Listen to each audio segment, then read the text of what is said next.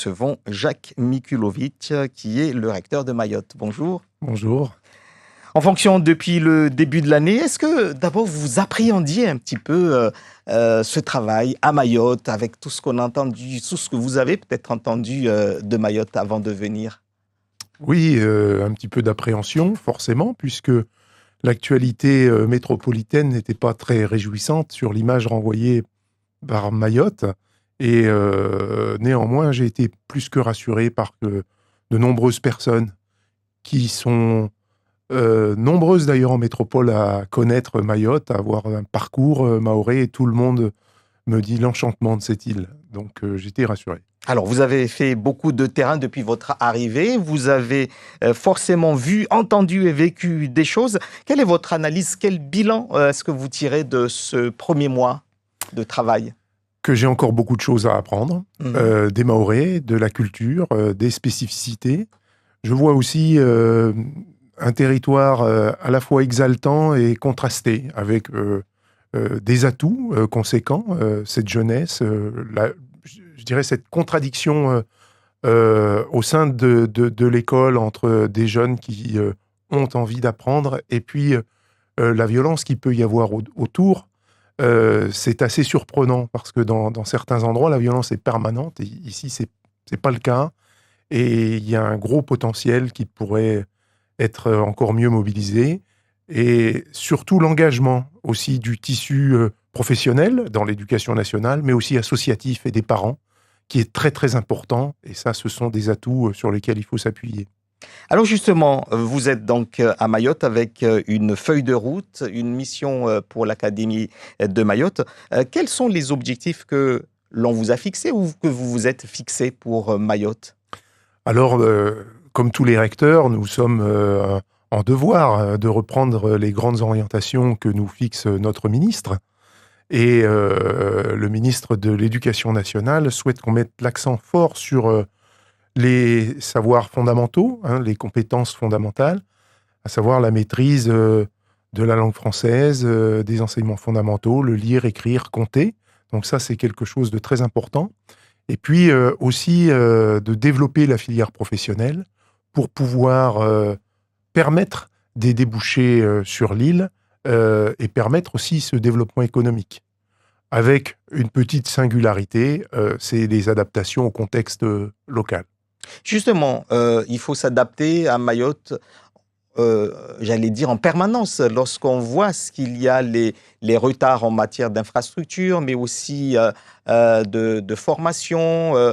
Il y a des matières qui n'existent pas pour l'université. Il y a comment dire, des manques de classes. Il y a aussi du retard pour certains au niveau de l'apprentissage. Donc, il faut toujours s'adapter. Il y a le bilinguisme également à Mayotte.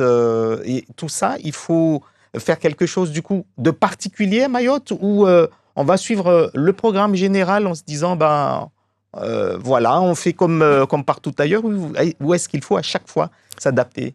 Alors, faire comme partout ailleurs, ça me semble compliqué, puisque le contexte de départ n'est pas du tout le même qu'ailleurs, ne serait-ce qu'en termes d'infrastructures, de volume d'élèves par rapport aux infrastructures. Nous avons des écoles, des collèges, des lycées qui sont surchargés, et il faut oser le dire, donc on doit continuer à investir.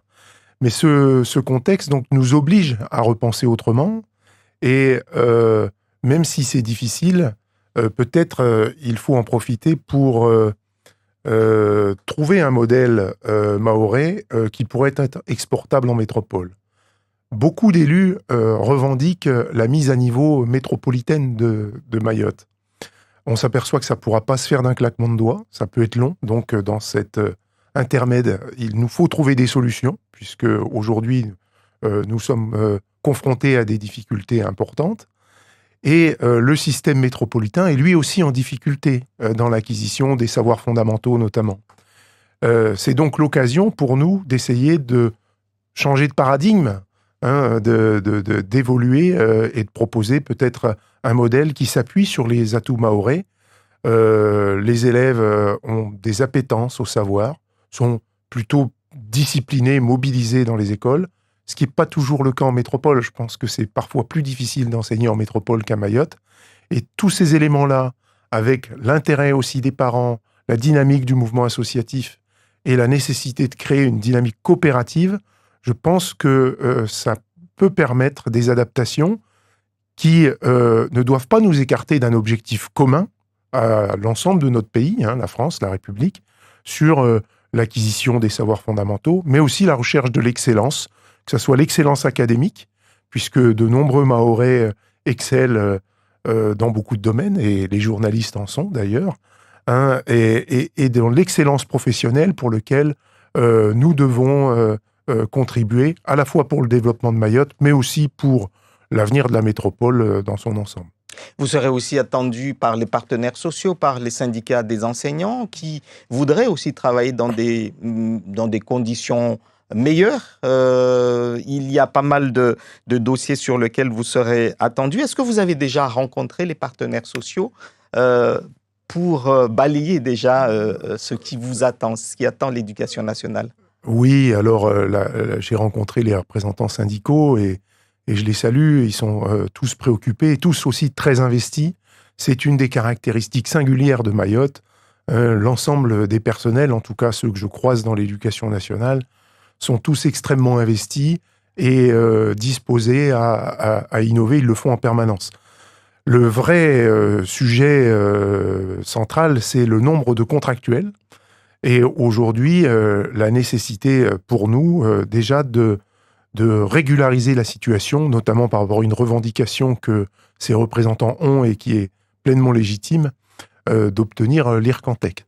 Je crois que l'attractivité qui est demandée doit être prise en compte. Cela passe par rapidement cette régularisation. Après, il y a d'autres éléments à travailler, mais on doit surtout aussi, avec eux, réfléchir à ces évolutions de paradigme de formation au regard du contexte qui existe nulle part ailleurs, en fait. Nous sommes en manque d'infrastructures par rapport aux normes habituelles, avec des effectifs nombreux. Et au regard de ces éléments-là, comment, finalement, on décline et on s'organise autrement, toujours avec ce souci et cette préoccupation d'atteindre l'excellence. Et là, on a l'occasion peut-être de réfléchir à un nouveau modèle de formation. Il y avait pendant une période cette envie de mettre les classes homogènes, ce qui avait été dénoncé par des associations de parents d'élèves, puisque les niveaux sont différents parfois, et les élèves qui avaient du retard retardaient davantage ceux qui étaient en avance, et ça a créé quelques soucis. Est-ce que vous êtes pour les classes de niveau ou pas, puisque je pense que les associations de parents d'élèves vont vous poser cette question. Alors, effectivement, ils posent des questions de cette nature. C'est pas une réponse simple, c'est-à-dire que je comprends leurs préoccupations. Néanmoins, les classes de niveau n'ont pas forcément résolu toutes les difficultés non plus. Et en même temps, il faut entendre cette revendication dans le sens où chaque enfant doit pouvoir, bénéficier du parcours d'excellence en fonction de ses capacités mobilisables à cet instant-là. Moi, je pars du principe qu'il faut qu'on raisonne sans doute par groupe de besoins, mais aussi que l'hétérogénéité est source de progrès, avec des rôles et des consignes différentes d'un élève à l'autre en fonction des capacités qu'il peut mobiliser. C'est un peu compliqué. Nous échangions aussi sur l'école inclusive. C'est un thème qui fait bonne figure, qu'on a tendance à adapter les enseignements pour les personnes qui auraient des besoins éducatifs particuliers. Je dirais que si on est préoccupé de questions d'enseignement, tous les élèves ont des besoins éducatifs particuliers. Et réussir cette école qui mobilise les compétences de tous les enfants, c'est quelque chose qui nécessite sans doute une nouvelle organisation et des temporalités et des espaces. Alors, nous manquons un peu d'espace. Néanmoins, le fait de travailler en coopération, de développer le travail en binôme, de réfléchir équipe pédagogique, on n'est pas forcément habitué dans la plupart des disciplines, à coopérer entre catégories professionnelles au sein de l'éducation nationale. C'est très hiérarchique, on va dire, alors qu'il faut qu'on soit plus complémentaires les uns envers les autres et les disciplines entre elles au service des mêmes objectifs. Alors, vous avez dirigé l'Institut national supérieur de formation et de recherche pour l'éducation des jeunes handicapés et les enseignements adaptés. Vous avez déclaré au journal de Mayotte il y a quelques semaines: le handicap est un peu mon cheval de bataille. J'ai été sensibilisé sur les personnes et sur les fonctions éducatives. Ici, il y a énormément d'attentes. En tout cas, les associations qui s'occupent des enfants, en particulier en situation de handicap, attendent beaucoup de l'éducation nationale sur ça. Permettre la scolarisation des enfants en situation de handicap, les encadrer, etc. Est-ce que là aussi, vous aurez un regard particulier par rapport à cette problématique? On a beaucoup à apprendre de l'enseignement spécialisé au niveau de l'éducation nationale. La réussite de cette école inclusive se fera justement par le partage des cultures entre, on va dire, les spécialistes du social et médico-social et de l'éducation nationale. J'ai rencontré ici la PAJIH, MESLI, les apprentis d'Auteuil, qui tous ont des pratiques pédagogiques qui sont très très intéressantes et qu'on doit partager. Et je vais même plus loin, je pense qu'on doit travailler ensemble pour former nos personnels à coopérer, mais aussi décliner des formes de prise en charge différentes. Vous savez, un enseignement, quel qu'il soit, il faut qu'il soit accessible à tous. Et on sait qu'on a des élèves qui ont des sensibilités différentes, comme chacun de nous. Il y a des élèves qui sont plus auditifs, d'autres qui sont plus visuels, d'autres plus kinesthésiques. Donc déjà, comment on rend un enseignement accessible qui pourra mobiliser tout le monde? On le sait, et les personnes en difficulté d'adaptation scolaire, je pense aux déficients, que ce soit les déficients visuels, les déficients auditifs, développent des sens compensatoires. Et donc, si les personnes atteintes d'une déficience identifiée développent des sens compensatoires, on peut se dire que tout le monde aussi développe ses propres sens compensatoires. La recherche, par exemple, nous a montré que les enfants dyslexiques, et les enfants dyslexiques qui ne sont pas forcément repérés ici à Mayotte, c'est à peu près 20% de nos enfants. Donc c'est beaucoup dans une classe. Ils ne posent pas de problème de comportement, ils vont poser des problèmes de comportement s'ils sont en échec. Eh bien, on s'aperçoit que la recherche nous montre que ces enfants ont des capacités d'appréhension de la complexité plus importantes que les autres. Donc, des sens compensatoires qu'on n'a pas identifiés. Et notre travail avec les associations spécialisées, c'est justement comment, ensemble, chez tous les élèves, on identifie les ressources mobilisables et comment on construit des groupes, justement, à l'échelle de l'éducation nationale, qui répondent aux capacités mobilisables des enfants. Je pense que c'est faire évoluer notre paradigme de formation pour faire une école inclusive pour tous, finalement, et qu'on arrête à la fin de parler d'école inclusive. Ce sera une école pour tous, accessible et en réussite pour tous. Est-ce que ça veut dire qu'il y aura peut-être plus d'éducateurs spécialisés également ou dans les établissements? Alors, ça veut dire aussi, parce que aujourd'hui, l'essentiel des handicaps, ce sont des handicaps qu'on ne voit pas et qu'on a du mal à détecter, mais il y a des personnes en réelle difficulté. On ne peut pas négliger le besoin d'enseignement spécialisé également pour des élèves qui sont trop en difficulté. Ce qui veut dire que pour rentrer dans des apprentissages collectifs, peut-être qu'il faudra imaginer des sas d'adaptation. Et on parlait aussi des problématiques de langue. Sans doute, on a un travail collectif de remise à niveau pour pouvoir après être plus performant. Parce qu'aujourd'hui, c'est aussi une difficulté d'avoir une trop grande hétérogénéité dans la maîtrise d'un langage commun, en fait. Et qu'on retrouve, je dirais, tout au long du cursus scolaire et qui est parfois un frein pour l'insertion par la suite. Alors, pour finir, chaque rentrée, on a des soucis de manque de profs à Mayotte.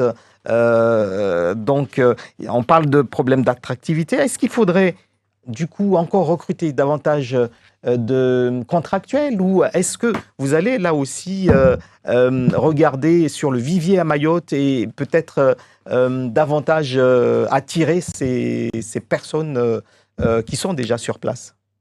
Alors on a cet enjeu avec le CUFR, de la formation des enseignants qu'il nous faut renforcer. Je crois que l'avenir passera par la jeunesse et aussi la jeunesse de notre corps enseignant.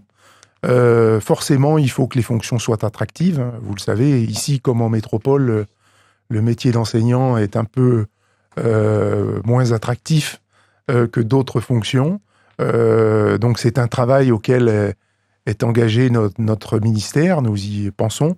Mais sur Mayotte, forcément, il faut qu'on recrute davantage de personnes localement. Pour finir, vraiment cette question sur comme je disais tout à l'heure, les premières petites crises qui touchent les établissements scolaires, et j'ai complètement oublié de revenir dessus, mais la cité scolaire de Bangélé était fermée hier avec pas mal de revendications, surtout des parents et des enseignants. Que leur dites-vous aujourd'hui? Alors aujourd'hui qu'on les a entendus, que les revendications sont louables, ce qui me désole, c'est qu'on n'ait pas eu le dispositif préventif de communication qui permette de bien expliquer les choses. Je ne sais pas si on a 2 minutes pour expliquer la situation locale. Aujourd'hui, et c'est la suite des décisions de mon prédécesseur, on a décidé de mettre en place des pôles de formation pour à la fois désengorger un certain nombre d'établissements scolaires, mais en même temps pour monter en compétences avec des plateaux techniques. Ce qui veut dire qu'il y a un CAP de Bandrélé qui aujourd'hui doit être délocalisé, c'est ce qui inquiète les gens, mais pour, je dirais, un plateau technique plus signifiant, je rassure, en tout cas, les jeunes qui sont actuellement en formation termineront leur cursus sur place. Donc ça, cette décision, elle avait été prise il y a 2 ans, donc c'est une continuité d'une décision prise. Et puis, il y avait un autre CAP qui a été complètement refondé dans sa nomenclature nationale et qui est maintenant orienté vers la prise en charge des personnes âgées. Et je dirais malheureusement, sur Mayotte, il n'y a pas de lieu de stage pour ces étudiants-là, puisqu'il n'y a pas d'EHPAD ou de maison de retraite. Donc, il ne peut pas ouvrir dans la mesure où on ne pourra pas ouvrir de stage là-dessus. Donc, on s'est engagé néanmoins à renforcer les CAP existants, à créer un pôle aussi de compétences à Bandrélé sur les métiers de l'hygiène et de la sécurité. Nous avons le foncier, il faut maintenant construire. Et puis après, il y a toute une somme de revendications complètement légitimes qui sont dues à l'organisation scolaire, une plainte sur les toilettes, sur le manque de remplacement d'enseignants, etc., etc. Et je dis aux parents, il faut jouer pleinement votre rôle au sein des conseils d'administration pour que ces choses soient traitées en interne. Tous ces petits problèmes, je les suis au quotidien et mes équipes les suivent. J'ai suivi en permanence cela toute la journée hier, mais on doit pouvoir essayer de les résoudre localement. En tout cas, cette énergie des parents est aussi salutaire pour améliorer l'éducation à Mayotte.